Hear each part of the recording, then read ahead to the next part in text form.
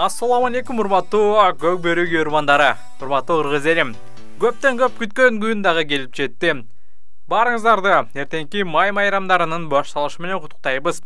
Май айындагы эң негизги майрам болгон 9 май жеңиш күнүнө арналган салтка айланган көк бөрү боюнча турнир буйруса эртең 1 май күнү старт алат.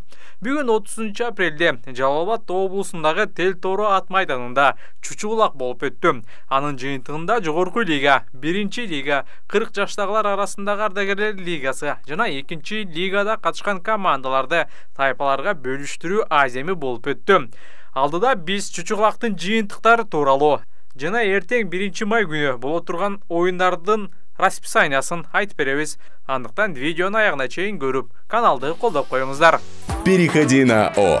Жаңы топтомунда гана Яндекс Плюс катталуусу 90 күнгө акысыз.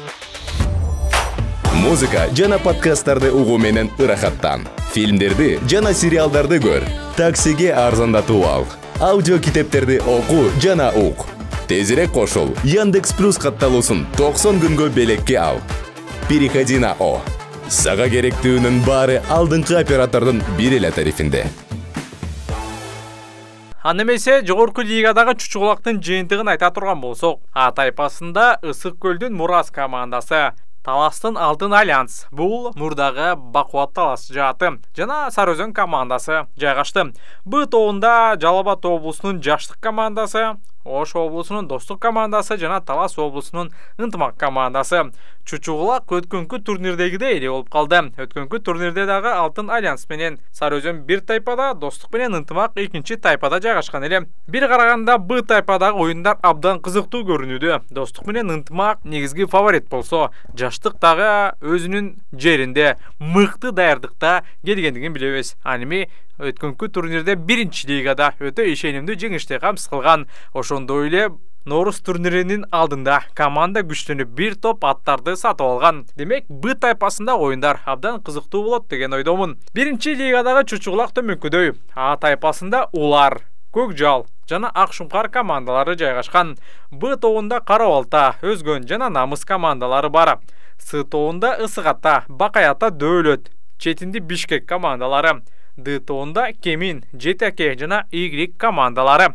Б тобундагы Өзгөн Намыс өтө мыкты болорун жана финалга тете оюн болору күтүлүүдө. 2-лиганын чучугулагы төмөнкүдөй. А тобунда Талас шаары, Кетмен төбө жана Ак Суу командалары бар.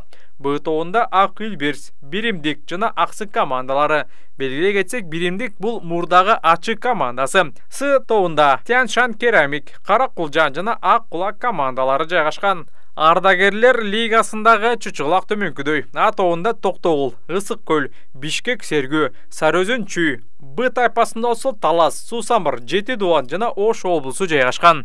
Кээ бир көрөрмандар 40 жаштагы оюндарды жоюп салышы керек деп айтып жатат. Сиздердин оюңуздар кандай? Менин жеке пикиримде бул оюндар керек. Себеби дегенде убакыт өтүп, биз көрөрман болуп жаткан Манас, Сейитбек, Нуржан дагы ардагер болот. Демек, ошол убакытта биз дагы Манастын, Нуржандын оюндарын кайра көргүбүз келет. Учурунда Жашан Алсейитов, Улан Кыбыраев, Карпек Эшиевдин оюндарын көргөн көрөрмандар бүгүн дагы 40 жаштагылар арасындагы оюндарды кызыгып көрөт деген ойдомун. Сиздер кандай ойлойсуздар? Эртеңки күнкү оюндар тууралуу айта турган болсок, эртең 1 жана 2-лиганын оюндары болот. 1 оюн Талас шаары, Кетмен төбө. 2 оюн Ак Үлберс, Биримдик. 3 оюн Тяншан Керамик, Кара Кулжан.